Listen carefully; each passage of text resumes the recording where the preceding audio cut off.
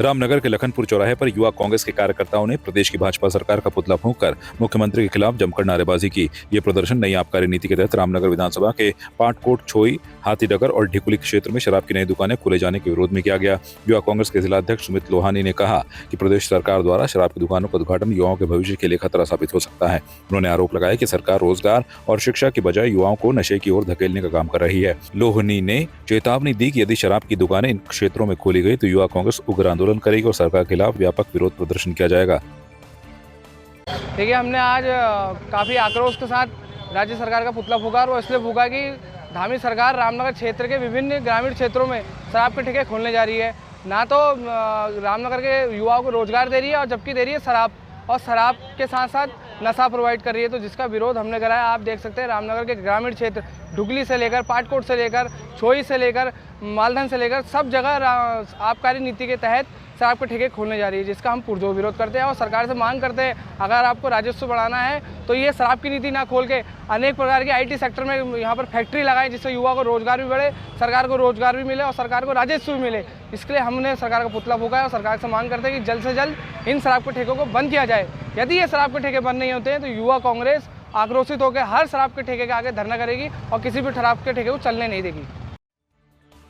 उत्तराखंड के Corbett tiger reserve से सटे रामनगर तराई पश्चिमी के फाटो पर्यटन जोन में इन दिनों पर्यटकों को एक अनोखा अनुभव मिल रहा है। यहाँ बाघों और हाथियों के अलावा अब भालू भी अपने बच्चों के साथ नजर आ रहे हैं, जिससे जंगल सफारी का रोमांच और भी बढ़ गया है। हाल ही में पर्यटकों ने मादा भालू को अपने 2 बच्चों के साथ जंगल में विचरण करते देखा, जो उनके लिए एक यादगार अनुभव बन गया। वन विभाग के अधिकारियों के अनुसार यह क्षेत्र जैव विविधता की दृष्टि से समृद्ध है और यहाँ वन्य जीवों की संख्या लगातार बढ़ रही है। फाटो में बाघ, हाथी और तेंदुओं के साथ अब भालुओं की साइटिंग भी आम हो गई है, जो वन्य जीव संरक्षण की दिशा में सफल प्रयासों को दर्शाता है। यह वृद्धि पर्यावरण संतुलन बनाए रखने और पर्यटन को बढ़ावा देने के लिए महत्वपूर्ण है। देखिए, फाटो जोन हमारा जैव विविधता की दृष्टि से बहुत ही महत्वपूर्ण है और उसमें अलग तरीके की टाइगर साइटिंग है, एलिफेंट के हर्ड्स हैं बड़े-बड़े और लेपर्ड वगैरह साइटिंग तो लगातार होती है।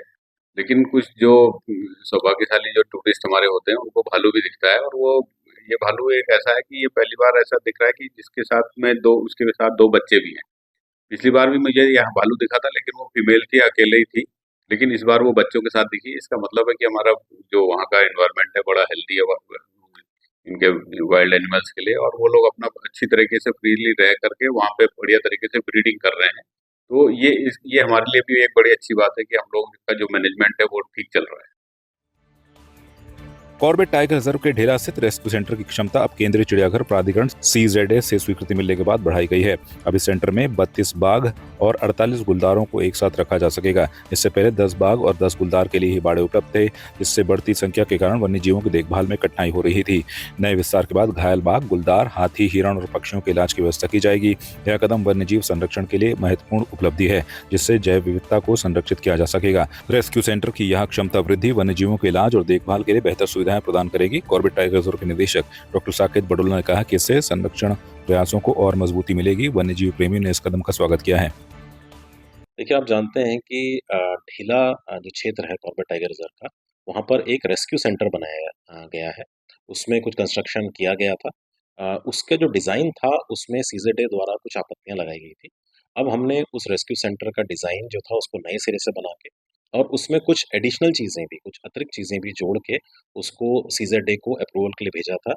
बड़े खुशी की बात ये है कि जो CZA की जो टेक्निकल कमिटी होती है डिज़ाइन की, उसने उसको अप्रूव कर दिया है। हमारे पास उसका अप्रूवल लेटर पहुँच गया है। जो हमारा नया जो प्लान है, जो नया डिज़ाइन है, उसके अंतर्गत जो हमारे जो टाइगर के जो बाड़े हैं, जिनमें अलग-अलग उसमें एन्क्लोज़र्स होते हैं और उनमें टाइगर रखे जाते हैं। तो जो अभी हमारे पास एक टाइगर का बाड़ा और एक लेपर्ड का बाड़ा है, उनकी कैपेसिटी बढ़ाई जाएगी। वो 10 अभी उसमें टाइगर हैं और 10 लेपर्ड हैं, उनको 16-16 किया जाएगा। इसके अतिरिक्त टाइगरों के लिए एक 16 टाइगर के लिए अतिरिक्त बाड़ा और एक 2 बाड़े लेपर्ड्स के लिए 32 लेपर्ड्स को रखने की वहाँ पर उसका अप्रूवल मिला है। इसके साथ ही वहाँ पर हर्बीवोर्स के लिए और जो पक्षी हैं, उनके लिए भी हमने जो नया डिज़ाइन भेजा था उसको भी उन्होंने अप्रूव कर दिया है। हाथियों को वहाँ पर पहले 1 हाथी रखने का जो सुविधा थी उसका हमने प्रपोज़ल भेजा था। अब हमने 5 हाथी को उसमें और बढ़ाया है, तो ये हाथी भी वहाँ पर रह सकेंगे। इसके अलावा कई अलग तरह की चीज़ें हैं, जैसे एक सीवेज ट्रीटमेंट प्लांट है, कुछ इलेक्ट्रिसिटी का जो जनरेटर सेट है उनका है। एक पानी की व्यवस्था वहाँ पर की जाएगी। ये सारा जो प्रपोज़ल था ये हमने नए सिरे से बना के अप्रूवल के लिए भेजा था और वो अब सीजेड द्वारा अप्रूव कर दिया गया है।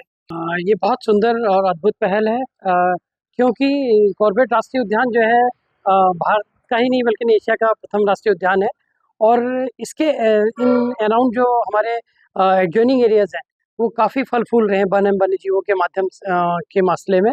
लेकिन सबसे महत्वपूर्ण चीज़ क्या है कि देखिए जब जानवर बढ़ेंगे तो संभव तो ऐसा हो सकता है और हो भी रहा है कि मानव वन्य जीव संघर्ष जो है वो बढ़ रहा है, ठीक है। और कई एनिमल्स भी जो है इंजर्ड होते हैं, वो कई एनिमल्स जो है बीमार हो जाते हैं, तो सही मायने में ऐसे रेस्क्यू सेंटर में उनको एक अच्छी पनाह मिलेगी और जो मानव वन्यजीव प्रबंधन को करने में जो है सक्षम होगी और एक बहुत सुंदर पहल। चैत्र नवरात्रि को देखते हुए नगरपालिका खटीमा ने नवरात्रि के दिन समस्त मीट मांस की दुकानों पर प्रतिबंध लगाया है। वहीं नगरपालिका खटीमा ने जगह जगह मीट शॉप पर छापेमारी की। इस अवसर पर खटीमा अधिशासी अधिकारी दीपक शुक्ला ने बताया कि नवरात्रि के चलते सभी मीट बेचने वाले संस्थानों पर प्रतिबंध लगाया गया है। वहीं इस समय पूर्णागिरि मेला चल रहा है जो खटीमा से होकर श्रद्धालु गुजरते हैं। किसी की धार्मिक भावना पर आहत न पहुंचे, इसके लिए मीट मांस की दुकान नवरात्रि के दौरान बंद रहेंगी। यदि किसी की दुकान खुली मिली तो उन पर चालान या विधिक कार्रवाई की जाएगी। ये सर्वविदित है कि जो हमारा ये क्षेत्र पूर्णागिरि धाम के लिए जाने का एक रास्ता है, यहीं से पूर्णागिरि की यात्रा प्रारंभ होती है। जो यात्री नवरात्रि में यहाँ से माँ के दर्शन करने के लिए जाते हैं उनकी धार्मिक भावना आहत ना हो, इसलिए शहर के सभी ऐसे व्यवसायी जो क्या कहते हैं मीट मांस से संबंधित हैं उन्हें नवरात्रि भर के लिए प्रतिबंधित किया गया कि वह कोई भी मीट मांस ना बेचेंगे। यदि वो ऐसा करते हुए पाए गए तो उनके ऊपर चालानी कार्रवाई और विधिक प्रक्रिया जो है वो अपनाई जा रही है। ईस्टर इंडस्ट्रीज लिमिटेड खटीमा ने सीएसआर के तहत नगरपालिका को कूड़ा निस्तारण के लिए 2 हाइड्रोलिक वैन प्रदान की हैं जिनकी कीमत लगभग 20 लाख रुपए है। इन वाहनों का विशेष डिजाइन कूड़ा लोडिंग और अनलोडिंग के लिए मैन पावर की आवश्यकता को खत्म करेगा, जिससे स्वच्छ खटीमा बनाने में मदद मिलेगी।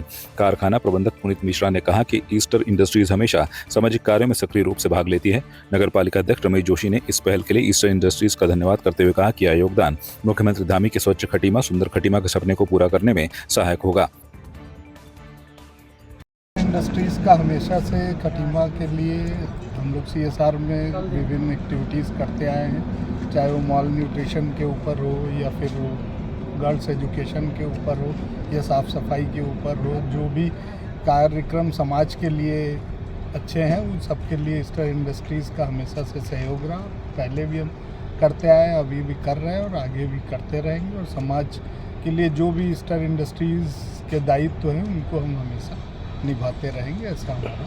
ये 2 वैनों की कॉस्ट लगभग 20 लाख के आसपास है जो कि नगरपालिका खटीमा को दिए जा रहे हैं और ये हाइड्रोलिक सिस्टम से युक्त है जिनमें कि हाइड्रोलिक्स है जिसमें कूड़ा गिराने के लिए अनलोड करने के लिए किसी तरह मैन पावर की ज़रूरत नहीं होगी, वो अपने आप हाइड्रोलिक सिस्टम के थ्रू हो जाएंगे, जिससे हमारा एक स्वच्छ प्रदेश बनेगा और स्वच्छ हमारी नगरपालिका होगी, ऐसा हमारा विश्वास है। सबसे पहले धन्यवाद करूंगा ईस्टर इंडस्ट्रीज फैक्ट्री का, उसके प्रबंधक वर्ग का कि जिन्होंने नगरपालिका को अपने द्वारा सीएसआर फंड से 2 कूड़ा गाड़ी जो वैन हैं दी हैं, जिससे कि हम खटीमा की साफ़ सफाई व्यवस्था को और दुरुस्त करने में कामयाब होंगे। और जैसा कि हमारे माननीय मुख्यमंत्री जी का प्रयास है सुंदर खटीमा स्वच्छ खटीमा, उसी की एक कड़ी है और हमें आगे भी विश्वास है कि ईस्टर फैक्ट्री हमें ऐसे ही महत्वपूर्ण सहयोग अपना देते रहेगी, जिसके लिए हम आज इनका धन्यवाद भी करते हैं। आपकी इस पर क्या राय है, हमें कमेंट कर जरूर बताएं। इसके साथ ही आप हमारे YouTube चैनल को सब्सक्राइब कीजिए। आप हमें Facebook, Instagram, Twitter पर फॉलो भी कर सकते हैं और संवाद 365 के साथ एक क्लिक में जुड़ने के लिए डाउनलोड कीजिए संवाद 365 ऐप।